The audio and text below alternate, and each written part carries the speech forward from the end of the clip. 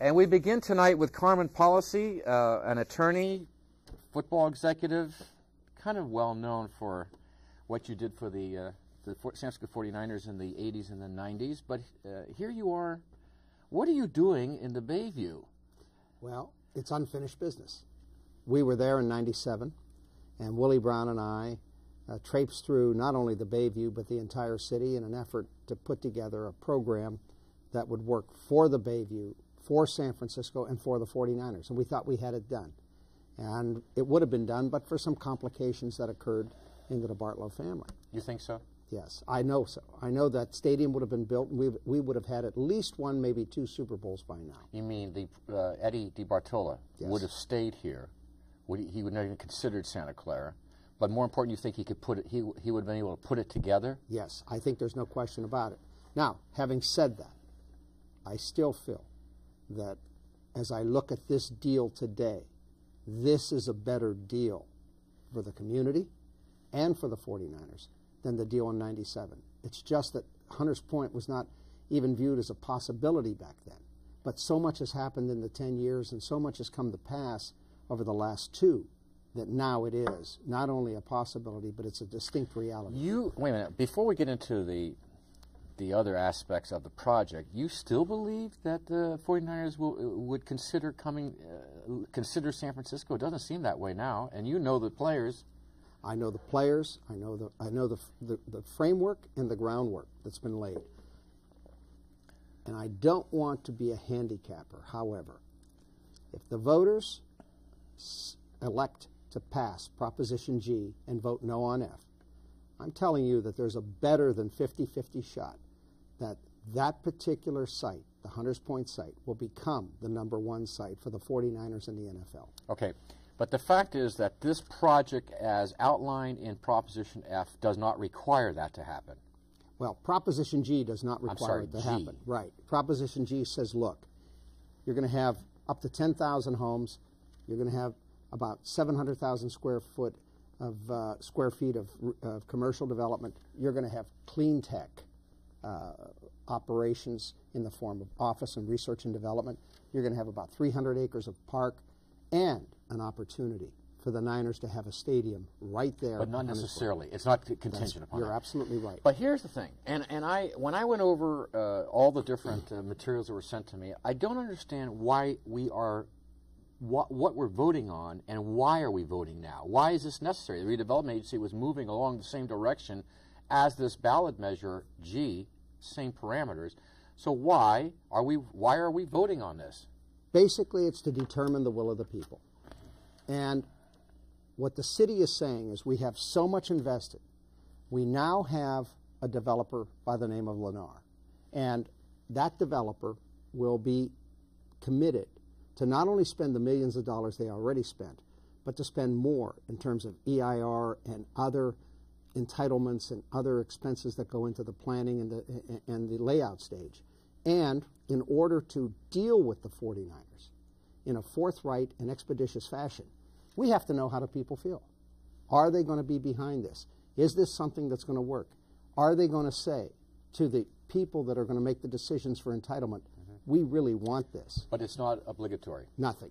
Nothing is committed. And in a way, that's the beauty of Proposition G. It doesn't commit the voters. It doesn't commit the community to anything.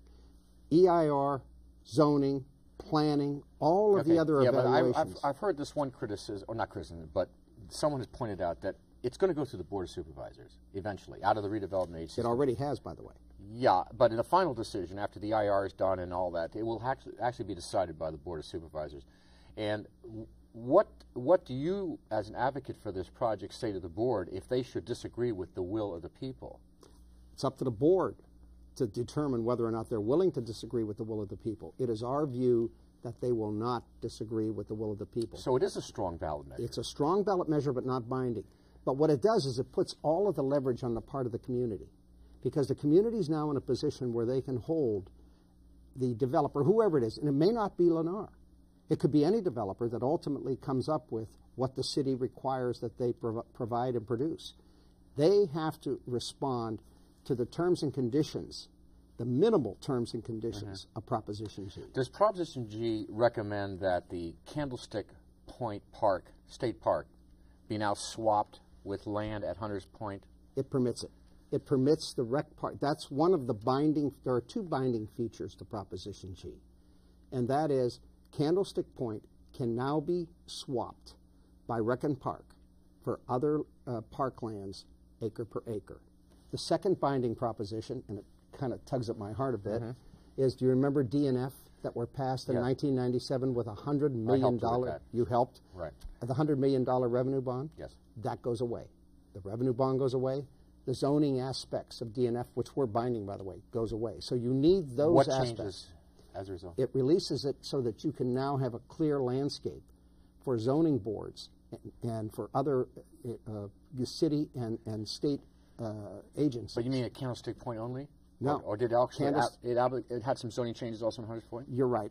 Basically, DNF affected, it affected Candlestick Point. What about all the, if you move all the land over there, the one argument I hear is if you move all the park is swapped between Candlestick Point to Hunters Point, what about all the toxic remediation has to be done? It's easy to capsulize it with a stadium, okay? I mean, it's easy to put concrete over and that's the end of the problem, supposedly.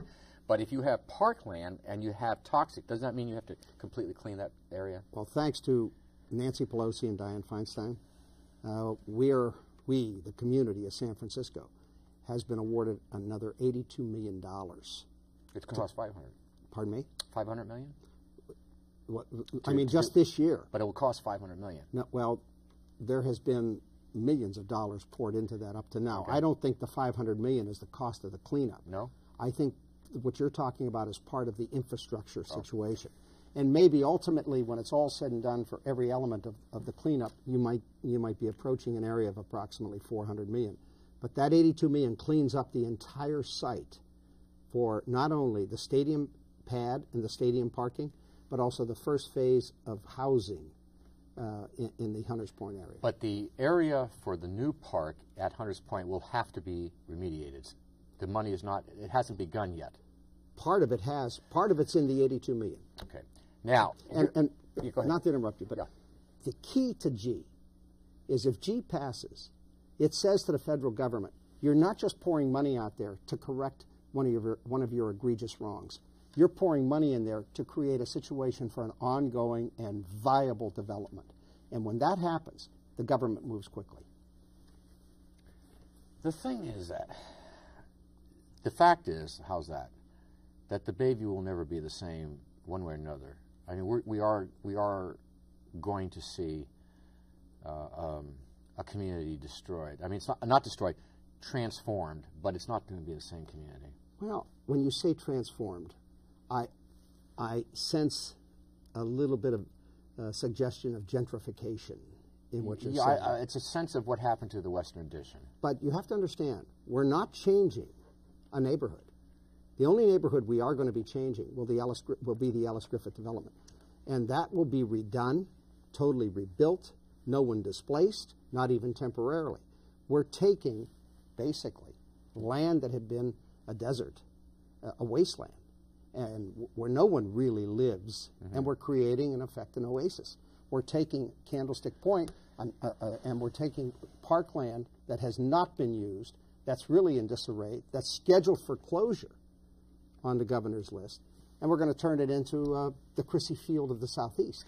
So I don't see that as disturbing or destroying. Right. Maybe I was wrong on that. In the sense of Western Addition, they did flatten it. I mean, they destroyed existing. I would imagine, okay, what do you think the sense is of the community? Why our next guest will be on, who's supporting Prop G and against your proposition.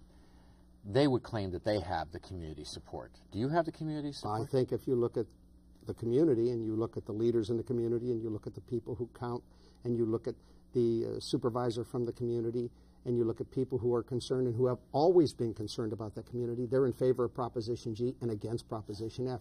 And remember what F does.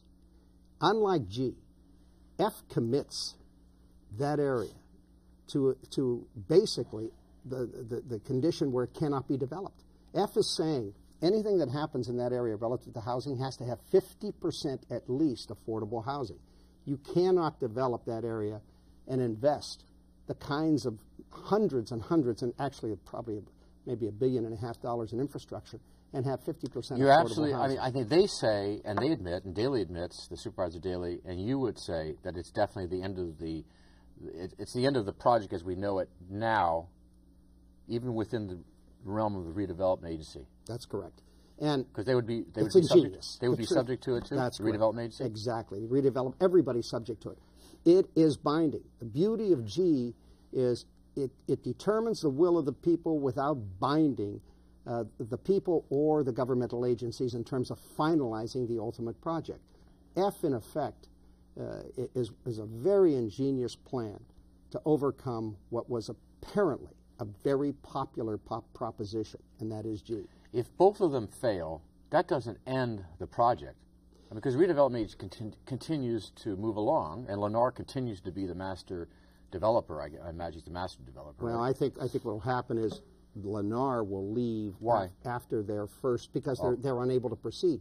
After they complete the first phase that they're already working on now, there's nothing to follow through on, because the likelihood of being able to do this extensive development will almost disappear.